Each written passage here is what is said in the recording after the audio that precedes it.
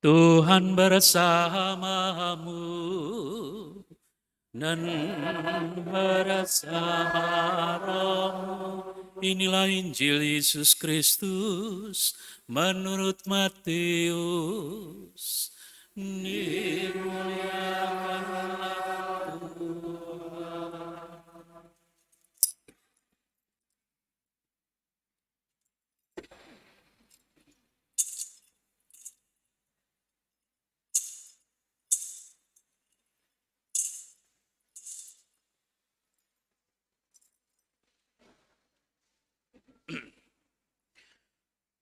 Sekali peristiwa, Yesus berkata kepada murid-muridnya, apabila Putra Manusia datang dalam kemuliaannya dan semua malaikat bersama-sama dengan dia, maka dia akan bersemayam di atas tahta kemuliaannya. Lalu semua bangsa akan dikumpulkan di hadapannya, dan ia akan memisahkan mereka seorang dari yang lain, sama seperti gembala memisahkan domba dari kambing. Ia akan menempatkan domba-domba di sebelah kanannya dan kambing-kambing di sebelah kirinya. Raja itu akan berkata kepada mereka yang di sebelah kanannya, "Mari, hai kamu yang diberkati oleh Bapa-Ku, terimalah kerajaan yang telah disediakan bagimu sejak dunia dijadikan. Sebab ketika aku lapar, kamu memberi aku makan. Ketika aku haus, kamu memberi aku minum. Ketika aku seorang asing, kamu memberi aku tumpangan. Ketika aku telanjang, kamu memberi aku pakaian. Ketika aku sakit, kamu menjenguk aku. Ketika aku di dalam penjara, kamu mengunjungi aku." Lalu orang-orang benar itu akan berkata kepadanya, "Tuhan, kapan kami melihat engkau lapar dan kami memberi engkau makan, atau haus dan kami memberi engkau minum? Kapan kami melihat engkau sebagai orang asing dan kami memberi engkau tumpangan, atau telanjang dan kami memberi engkau pakaian? Kapan kami melihat engkau sakit atau dalam penjara dan kami mengunjungi engkau?" Raja itu pun akan menjawab mereka, "Sesungguhnya aku berkata kepadamu, segala sesuatu yang kamu lakukan untuk salah seorang dari saudaraku yang paling hina ini, kamu telah melakukannya untuk aku." Lalu raja itu berkata juga kepada mereka yang di sebelah kirinya, "Enyahlah dari hadapanku, hai kamu orang-orang terkutuk, enyahlah ke dalam api yang kekal, yang telah disediakan untuk iblis dan malaikat-malaikatnya. Sebab ketika aku lapar, kamu tidak memberi aku makan. Ketika aku haus, kamu tidak memberi aku minum. Ketika aku seorang asing, kamu tidak memberi aku tumpangan. Ketika aku telanjang, kamu tidak memberi aku pakaian. Ketika aku sakit dan dalam penjara, kamu tidak menjenguk aku." Lalu mereka pun akan berkata kepadanya, "Tuhan, kapan kami melihat engkau lapar atau haus atau sebagai orang asing atau telanjang atau sakit atau dalam penjara dan kami tidak melayani engkau?" Ia akan menjawab mereka, "Sesungguhnya aku berkata kepadamu, segala sesuatu yang tidak kamu lakukan untuk salah seorang dari yang paling hina ini, kamu tidak melakukannya juga untuk aku." Orang-orang ini akan masuk ke tempat siksaan yang kekal, tetapi orang benar masuk ke dalam hidup yang kekal. Demikianlah sabda Tuhan. Terpujilah Kristus.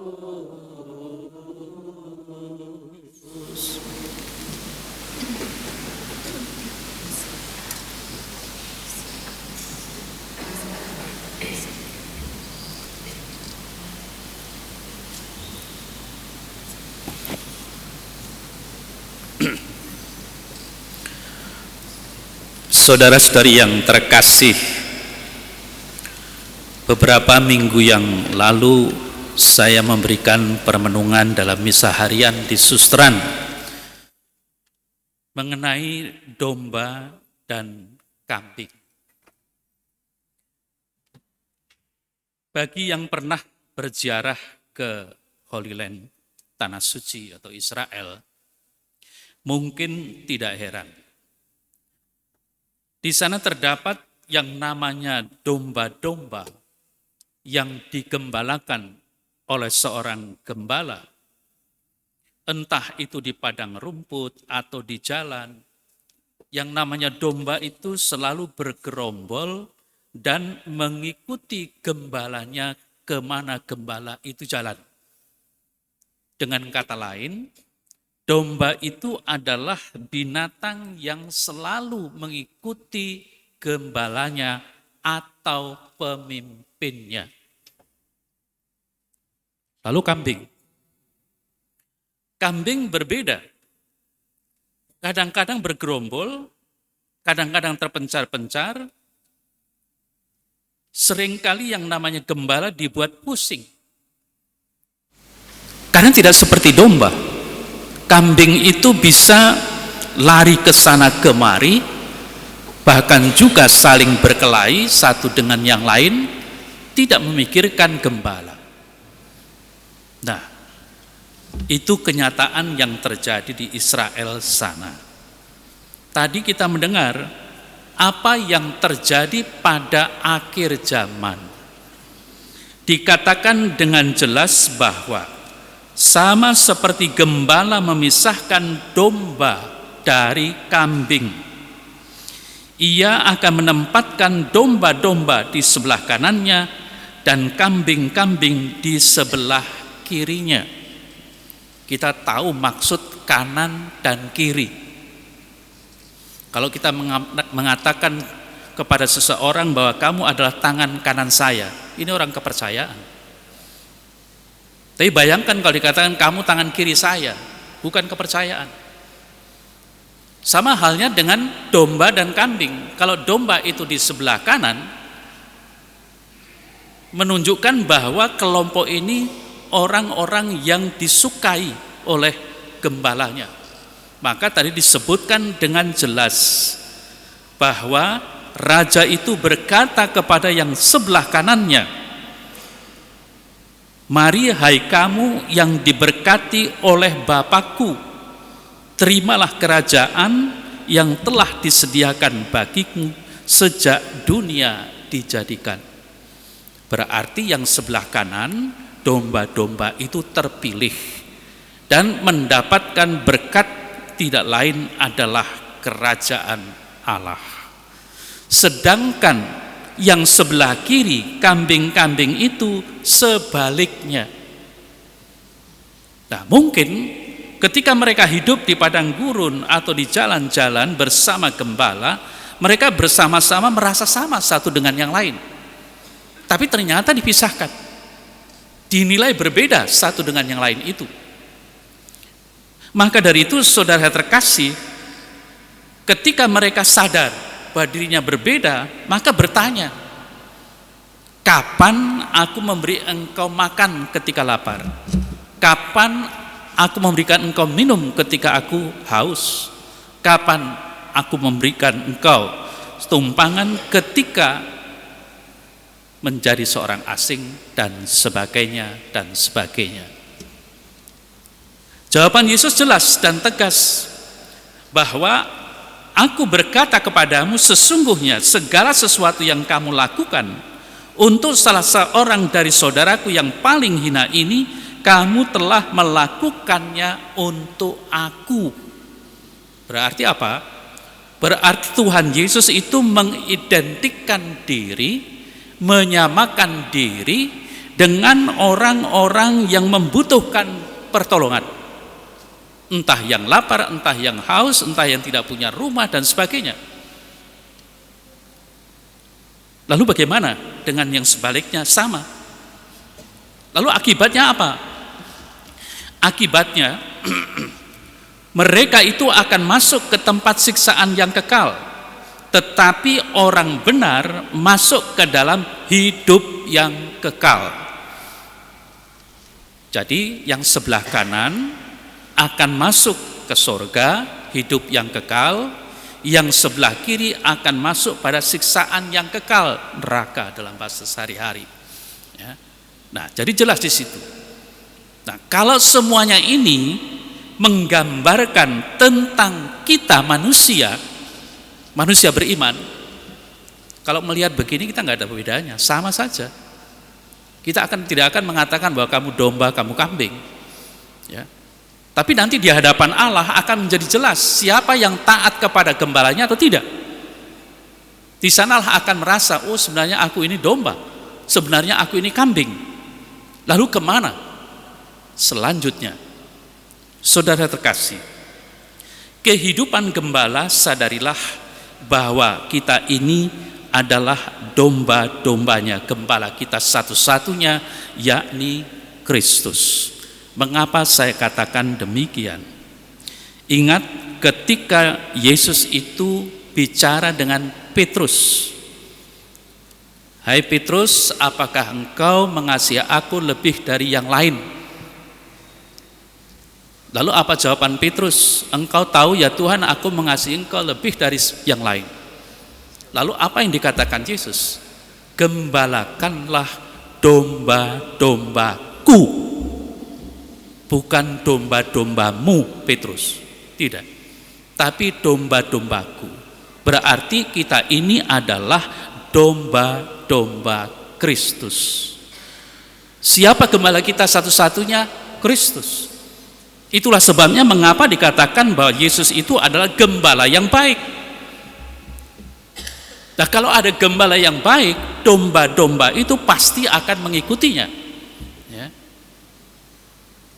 Nah, saudara terkasih, lalu bagaimana kita akhirnya mengetahui saya ini domba atau saya ini kambing?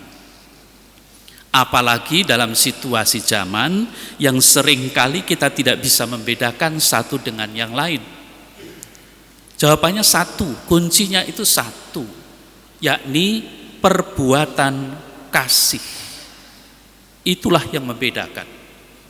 Apakah kita sungguh-sungguh melakukan tindakan atau perbuatan-perbuatan kasih terhadap orang-orang yang membutuhkan. Nah, pertama-tama kita harus melihat orang-orang yang membutuhkan itu orang-orang yang bagaimana. Mengapa saya pertanyakan? Karena seringkali begini, saya membantu seseorang, mungkin orang miskin, karena aku suka pada orang itu. Sementara yang lain banyak, yang lebih miskin lagi. Tapi mengapa saya hanya membantu orang-orang miskin yang saya sukai? Lihat, nampaknya sama, tindakan yang kita buat sama, tapi intensinya berbeda. Jelas itu ya? Nah, maka dari itu saudara terkasih, sekarang kalau kita mau bertindak secara terbuka, kita mau mengasihi semua orang-orang yang miskin, yang menderita, yang membutuhkan bantuan, kita nggak perlu pilih-pilih. Setiap orang yang kita jumpai, orang itu menderita, saya mau menolong ya saya tolong. Saya nggak akan tanya agamamu apa, kamu rajin ke gereja atau tidak. Nah, ini kadang-kadang rajin ke gereja, rajin berdoa menjadi syarat, ya kan? Padahal banyak orang yang lebih menderita dari mereka. Nah, apakah kita akan masuk dalam golongan-golongan yang semacam itu? Mudah-mudahan tidak. Tetapi kalau kita melihat fakta-fakta, seringkali itu yang terjadi. Maka dari itu saudara terkasih, apa yang tadi dikatakan di dalam warta Injil khususnya menunjukkan kepada kita bahwa yang namanya dikatakan raja itu menempatkan sebelah kanan dan sebelah kiri hanya berdasarkan pada perbuatan kasih, bukan pada perbuatan yang lain, tetapi hanya perbuatan yang menunjukkan belas kasih terhadap sesama kita. Sesama kita yang mana? Yang jelas yang menderita, bukan sesama kita yang kita kasihi, bukan sesama kita karena dia adalah kelompok kita, tetapi benar-benar membantu yang menderita itu. Nah, apakah kita mau seperti itu? Saudara saya terkasih, kalau kita merenungkan apa yang dikatakan di dalam warta Injil ini, lihat, orang-orang miskin, orang-orang menderita, siapa saja bisa menolong kita pada akhir zaman. Pertama. Lalu yang kedua, yang namanya miskin dan menderita itu nggak usah dicari. Banyak yang datang kepada kita. Tetapi apa tanggapan kita? Apakah kita mengenali Kristus di dalam diri mereka? Tidakkah seringkali yang muncul pertama-tama sikap, kamu itu selalu minta-minta setiap hari, padahal kamu itu bodoh, kamu itu nggak mau kerja, kan begitu? Bukan pertama-tama membantu, tetapi pertama-tama misuh-misuh, kata orang Jawa. Lalu bagaimana kalau kita melihat orang-orang miskin di jalanan? Apakah kita langsung mendatangi mereka? Justru kalau bisa menghindari. Di perempatan jalan mungkin kita akan tutup jendela mobil. Itulah fakta-fakta yang nyata. Nah, maka dari itu saudara terkasih, ini harus dibedakan ya antara pengemis dengan pengamen lain ya. Karena kadang-kadang memang pengamen itu membuat kisruh. Tetapi yang namanya orang miskin, sungguh-sungguh kita mungkin saja hati kita sungguh tergerak oleh belas kasihan. Tapi juga kita kadang-kadang harus kritis. Karena ada orang-orang miskin di pinggir jalan yang sungguh-sungguh diobjekkan oleh orang tertentu, oleh bos tertentu. Kadang-kadang. Tetapi kita tidak harus berprasangka yang seperti itu. Yang penting adalah intensi kita apa. Maka ada seorang uskup yang mengatakan, lebih baik saya ditipu daripada saya menipu. Mengapa? Karena kelihatan yang sama seperti ini, kita nggak tahu kaya miskin dia menipu atau tidak. Tetapi kalau intensi saya membantu orang, ya sudah membantu. Bisa jadi saya ditipu orang, ya nggak apa-apa. Yang penting saya tidak menipu. Nah, lihatlah di situ. Maka dari itu saudara terkasih, kalau itu yang terjadi, di mana minggu ini kita merayakan Kristus Raja semesta alam, sungguh-sungguh meraja di dalam kehidupan kita, sungguh-sungguh meraja di hati kita. Kalau kita sudah berbuat kasih sebagaimana yang dikehendaki oleh Kristus itu sendiri, dialah Raja kita, maka kita harus tunduk padanya. Dan tunduk yang bagaimana? Menyesuaikan kehendak kita menjadi kehendak Dia. Nah, kalau kehendak kita sudah seperti kehendak Dia, maka jelas di situ Allah telah meraja dalam kehidupan kita. Maka marilah saudara terkasih, sadar akan kenyataan kita. Walaupun kita adalah orang-orang Kristen yang mengakui Yesus sebagai Raja, seringkali yang terjadi itu hanya cap belaka atau klaim belaka. Sesungguhnya kita belum sungguh menundukkan Dia sebagai Raja kita. Karena dalam fakta harian kita, seringkali kita tidak tunduk pada Raja kita, tetapi kita lebih tunduk pada keinginan-keinginan kita yang seringkali justru merugikan orang lain, justru kemudian itu merugikan Allah itu sendiri. Maka marilah saudara terkasih, dengan perayaan Ekaristi yang kita rayakan, dengan Ekaristi yang akan kita sambut, hendaknya menguatkan kita, mengukuhkan iman kita yang harus kita wujudkan dalam tindakan-tindakan kasih kita, sehingga nampaklah bahwa Kristus itu benar-benar meraja dalam kehidupan kita. Amin.